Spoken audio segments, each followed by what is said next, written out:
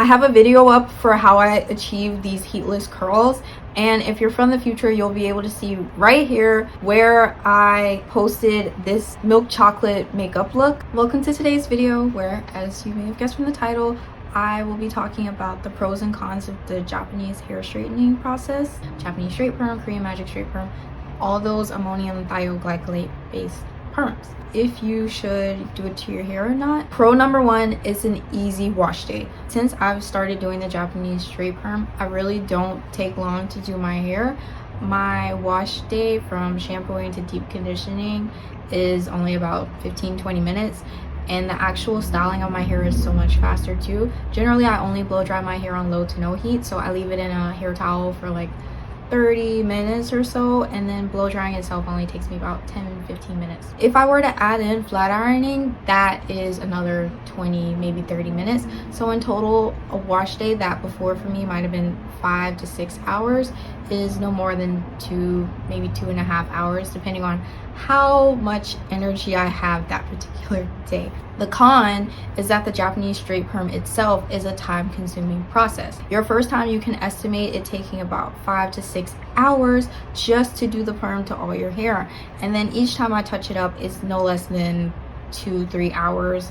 I think I'm getting a bit faster at it, but still it is a time-consuming process in comparison to something like a relaxer, where start to finish it's not in your hair more than 20 minutes, and then after that it's just rinsing, neutralizing, and styling it as usual. Pro number two is that your hair stays straight in the humidity. Whether my hair was natural or relaxed, I was prone to dealing with frizzy hair. Now that I have the Japanese Straight Perm, it always lasts in humidity. It doesn't matter how humid it is. It doesn't matter if my hair gets rain on, it's going to stay straight. The con is that when you do your touch-up, you cannot wet your hair. For the first 24, 48, 36 hours, you can't get your hair wet at all. So if it rains and you don't have your umbrella, it could alter the results of your hair. Number three is that it's so easy to curl my hair if it's heatless. So if I'm doing a perm rod set or a braid out or anything like that, it holds the texture absolutely perfectly and it stays that way. You can see my hair right now is perfectly curly and full, and it still looks voluminous, but the curls just snap back into place.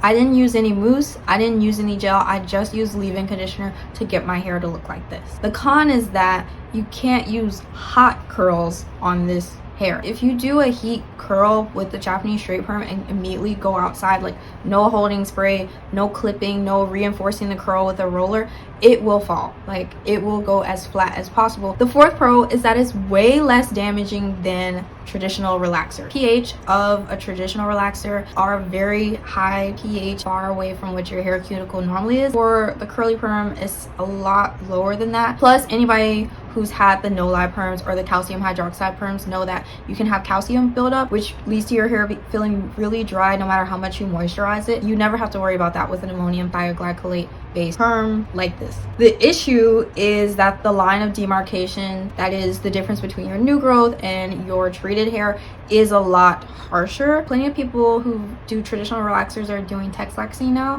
which is where they're leaving a lot more texture in their hair so that their relaxed hair and their natural hair don't have as harsh a difference. The Japanese Straight Perm, as soon as my hair grows out, there's a huge difference, and I'll get back to that in a later point, but just know that the line of demarcation is very strong. Pro number five, this made my low porosity hair way easier to deal with, because my hair naturally is really hard to moisturize since the cuticles close so shut. It can also lead to breakage. I don't have to worry as much about styling in general since I do this to my hair. It's been a way easier time. A con is that this is still a chemical. This is still something very harsh and unnatural that you're doing to your hair, so it can lead to breakage. Sometimes I have a hard time gauging exactly how much protein I need. Am I using too much? Am I using too little? It can make it a hard guessing game of how to keep that in balance. When I first touch up my hair, it's the most comfortable feeling ever because I never have to worry about anything. It's easy to just wrap my hair up at night, tie my hair up at night with a scarf, comb it down in the morning, and just go about my day. There's not a lot of styling that I have to do when my hair has first been touched up. The con is that when your hair grows out, it's very obvious. That can make styling a lot harder if you have a very specific look that you're trying to do. Like if you're trying to do slick buns and things like that, and your hair is like mine, it's type 4 texture, you may have to use a lot of gel, a lot of styling products, things like that. That difference between your natural hair and your treated hair, once again, is rearing as a con. Pro number 7 is my hair feels very soft. This might seem like a weird pro, but I mean in terms of when you feel the hair texture itself is still soft, like if I were to have my natural low porosity hair. When you have relaxed hair, sometimes the hair can feel rough. There's something about the fact that you're stripping a layer off your hair in order to get it straight that makes it feel generally rough. A con is that in order to keep my hair looking very soft, I need to trim it very frequently. Again, this is a chemical process. Anytime you do anything to your hair, you need trims. You can have the most natural hair and only do twist outs. If you're not properly trimming your hair, when you get your silk press eventually, you will notice that your ends are very raggedy. You need to be trimming incredibly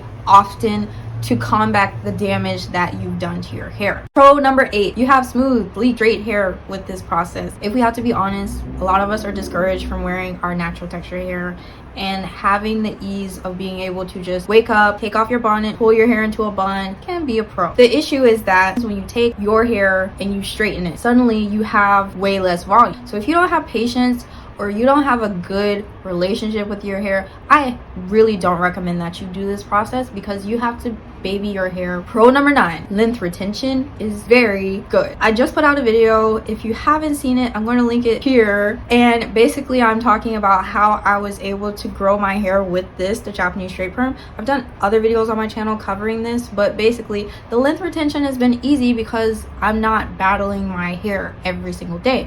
Generally, I'm doing one style and keeping it for the whole week, and that low manipulation helps your hair to thrive. A con is that it can be hard to notice that length retention if you aren't documenting it. If you're not taking pictures to keep track of it, it can feel very discouraging on a hair journey because you're wearing your hair the same way every single time and you're generally not really noticing the length that you're retaining until you look back a few months and see, oh, my hair actually did grow a lot. So the last pro, which is not really just a pro but also a con and not really a new thing because I mentioned it several times, you can see your new growth easily. I'm mentioning it as the last pro because what is the number one thing that people with relaxed hair complain about? Over processing. Over processing is when your previously relaxed hair is relaxed again. With the Japanese Straight Perm, every time I touch up my hair, I can see the difference because you do it on wet hair. You shampoo your hair 2 to 3 times, and while your hair is soaking wet, you apply the first step. With the traditional sodium hydroxide, calcium hydroxide relaxer, you cannot relax wet hair.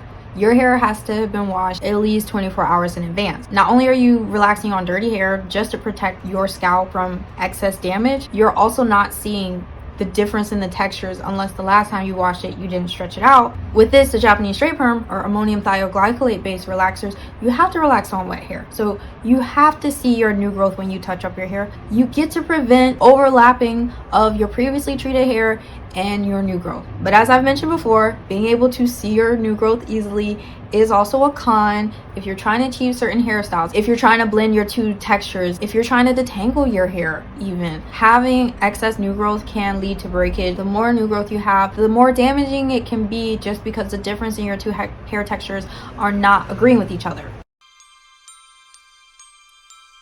I do want to say overall, although I provided 10 reasons for each one, I personally feel like the pros outweigh the cons because for the first time in over a decade, my hair has been a long length but not been really annoying to me. When I had longer hair in middle school and it was about this length, it was very frustrating to style my hair on a daily basis. My hair was relaxed then. It wouldn't always style how I wanted it to style. With the Japanese Straight Perm, just being able to have everything the way I like and the way I approve of is such a good feeling. If you consider yourself the sort of person who doesn't put a lot of effort into your hair care, this can be good or it can be bad. It just depends on what your motivations are and also what you're trying to achieve. Well, that was it for today's video. I hope these tips were helpful. I want to thank everybody who requested this pros and cons video. It's been very fun. Thank you all for watching today's video. You leave any more suggestions, questions, comments down below, and I'll be sure to get to them. It's been really amazing collaborating with you all on video ideas to do, and I hope we continue to keep this good momentum going. Talk to you all later. Take care.